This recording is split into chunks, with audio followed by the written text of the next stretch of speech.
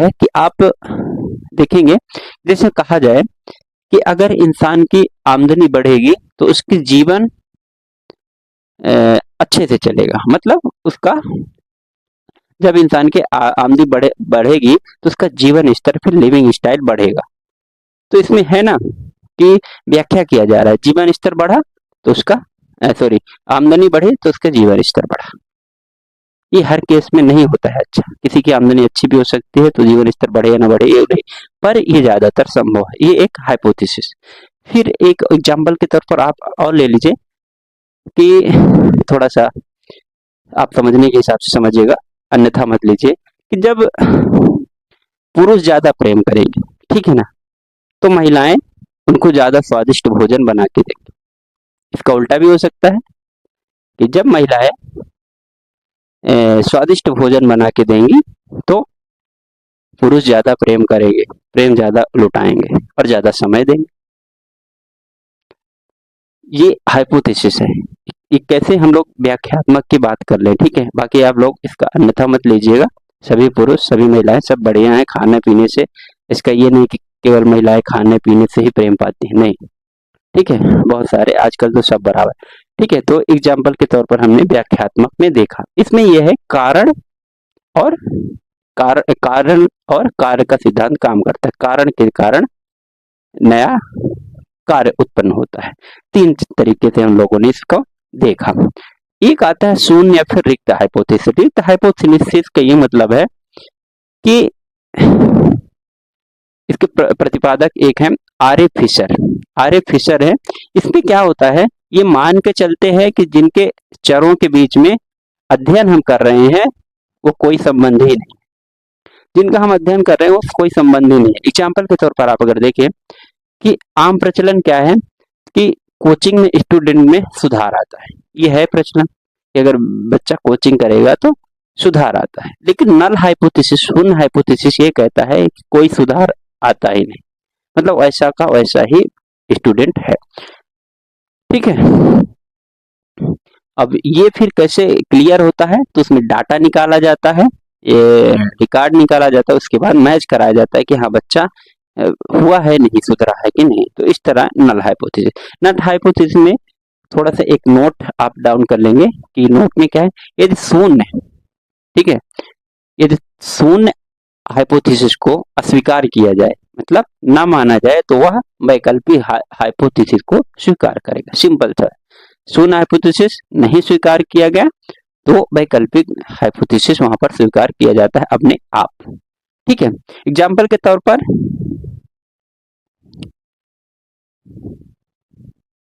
कि स्कूल में स्टूडेंट, ये कहा जाता है कि सिटी के बच्चे अच्छा प्रदर्शन करते हैं पढ़ाई लिखाई में और ग्रामीण के बच्चे कम। टीचर की आय की अगर बात करें, जैसे कि ग्रामीण एरिया में टीचर की आय प्राइवेट स्कूलों में कम होती है और सिटी में ज्यादा होती है, ठीक है। और नल में एक नल हाइपोथेसिस का हम एग्जांपल दे रहे, तो नल हाइपोथेसिस ये कह देगा कि नहीं ऐसा कुछ होता ही नहीं, हर जगह बराबर होता है। सिंपल सी बात, ठीक है। फिर उसके बाद सैंपल करेंगे, डाटा इकट्ठा हम लोग करेंगे। अगला आता है दिशात्मक, एक आता है प्रकार दिशात्मक और गैर दिशात्मक, डायरेक्शनल और नॉन डायरेक्शनल। इसमें ये क्या होता है कि शून्य परिकल्पना क्या होती है, शून्य परिकल्पना हमेशा बराबर का भावना लाता है।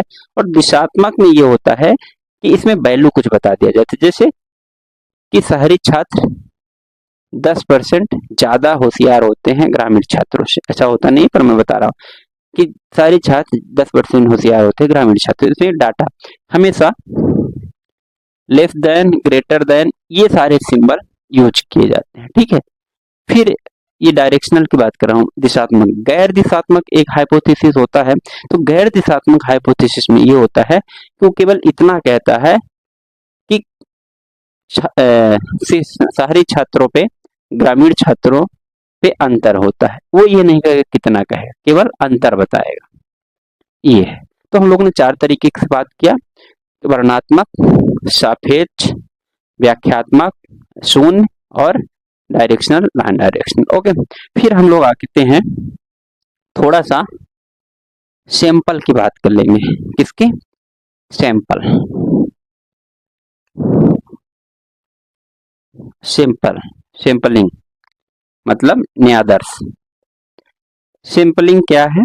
तो सैंपलिंग में सीधा सा मतलब है कि जब हम रिसर्च करते हैं तो बहुत सारा डाटा हमको इकट्ठा करना होता है। मान लीजिए हमको जनसंख्या से रिलेटेड ही डाटा इकट्ठा करना है, कितने लोग पढ़े हैं कितने लोग नहीं, तो हम लोग 10 घर पूछ लेते हैं, उसके बाद हम लोग सारा कुछ सबसे पूछने नहीं जाते हैं, ठीक है। तो वही सैंपलिंग है, एक छोटा सा एरिया, छोटा सा डाटा ले लो यूनिट एरिया में, एक निश्चित समय पे निश्चित आबादी से, और वहां से हम लोग अनुमान लगा लेते हैं, ठीक है। उसी को क्या कहा जाता है?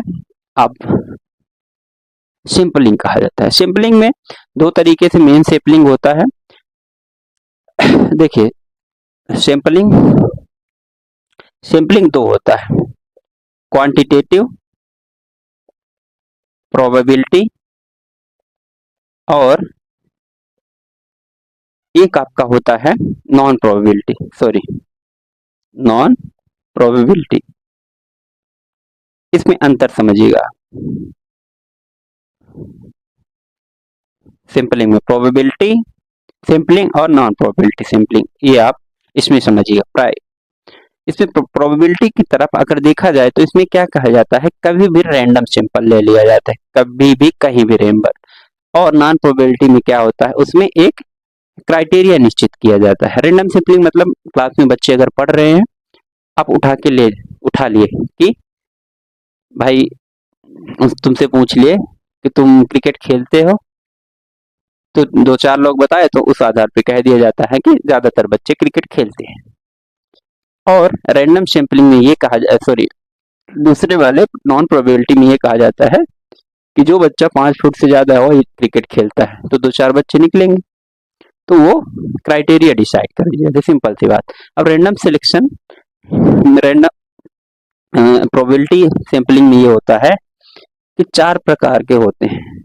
इसमें हम लोग देखेंगे random sampling, sorry simple probability sampling एक, दूसरा क्लस्टर सैंपलिंग, तीसरा नंबर का सिस्टमैटिक सैंपलिंग, और चौथे नंबर का स्ट्रेटिफाइड। 4 आप इसमें नोट डाउन कर लेंगे, सिंपल, क्लस्टर, सिस्टमैटिक और आपका स्ट्रेटिफाइड।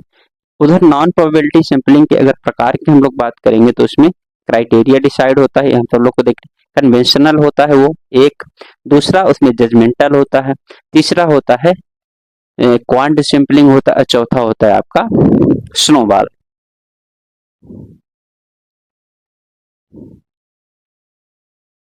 सोनोबॉल, ठीक है। तो इस तरह से 4 तरीके होते हैं सैंपलिंग के, इसमें प्रकार होते हैं, इसमें ज्यादा हम लोग बात नहीं करेंगे। और हाँ, आपको अगर ये इस वीडियो में मैं ज्यादा लिख नहीं रहा हूँ क्योंकि मुझे जल्दी कवर करना है और ज्यादा कंटेंट देना है।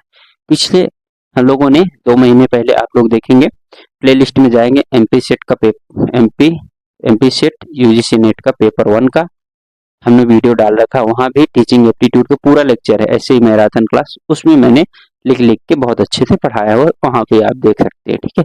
बाकी आप हम लोग आगे बढ़ते हैं क्योंकि हमारा काम केवल अभी रिवाइज कराना है, ठीक है दोस्तों। तो ज्यादा ये मत सोचिएगा कि मैं ज्यादा लिख क्यों नहीं रहा हूँ, मैं ज्यादा बोल रहा हूँ, उसमें आप ध्यान दीजिएगा, ठीक है। और उसको आप अगर लिखते जाएंगे थोड़ा थोड़ा तो आपको समझ में आएगा, नहीं भी आएगा तो एग्जाम में आपको याद आता जाएगा, ठीक है। ऑब्जर्वेशन, ऑब्जर्वेशन थोड़ा जानते हैं, ऑब्जर्वेशन मतलब सर्वेक्षण क्या होता है। तो ऑब्जर्वेशन 3-4 प्रकार के होते हैं, संरचित होता है, असंरचित होता है, प्रतिभागी होता है, गैर प्रतिभागी होता है, और अंधावलोकन होता है। 3-4-5-6 प्रकार का आपका टाइप लिख लेंगे बस। इसमें एक क्वेश्चन कभी आ जाए तो आ जाए, नहीं तो ज्यादा इंपॉर्टेंट नहीं है। अब रिसर्च की थोड़ा सा यहाँ पर देखिएगा, रिसर्च की रिपोर्ट फॉर्मेटिंग करना है आपको। रिपोर्ट फॉर्मेटिंग किस प्रकार से करना है वो आप देखिएगा। तो इसमें सबसे हेडिंग क्या है, रिसर्च की रिपोर्ट फॉर्मेटिंग। तो इसमें सबसे पहले टाइटल आएगा, क्या आएगा, शीर्षक आएगा, दूसरा आएगा टेबल कंटेंट मतलब विषय वस्तु, तीसरे नंबर के अगर इसमें अगर हम लोग बात करें तो क्या आएगा, सिनॉप्सिस। सिनॉप्सिस मतलब सार या फिर सारांश।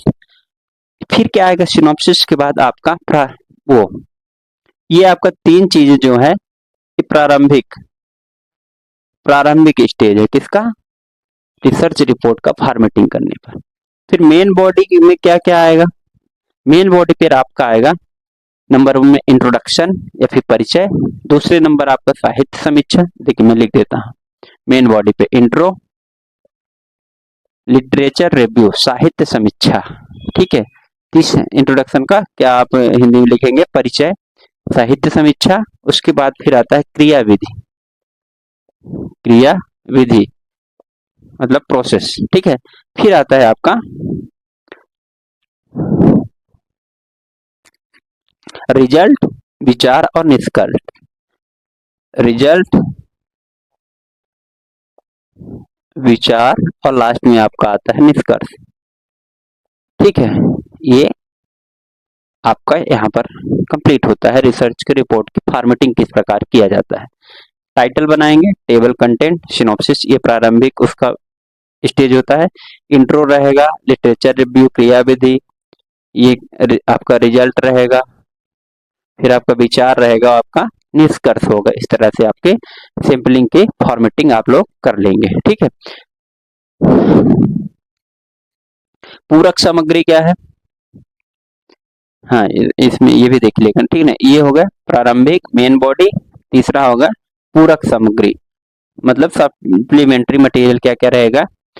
तो पूरक सामग्री में अगर हम लोग बात करें तो इसमें बिब्लियोग्राफी, संदर्भ और परिशिष्ट, बिब्लियोग्राफी और इसको संदर्भ कहते हैं, ठीक है। और अपेंडिक्स,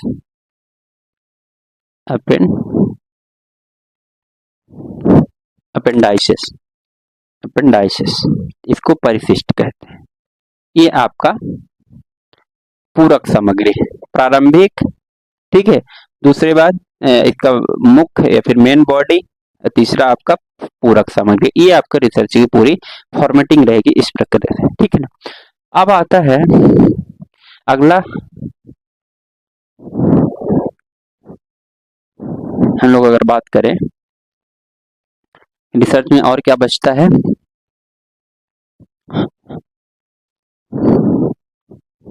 हाँ रिसर्च के स्वरूप शैलियां, फॉर्मेटिंग स्टाइल अगर बात करें तो फॉर्मेटिंग स्टाइल आप लोग देखिएगा। सबसे ऊपर लेखक का नाम लिखिएगा, लेखक का नाम, दूसरे उसमें पुस्तक या फिर लेख या फिर शीर्षक, पुस्तक या फिर लेख का शीर्षक रहेगा। तीसरे नंबर पर जर्नल शीर्षक रहेगा। चौथा रहेगा आपका प्रकाशन का वर्ष रहेगा।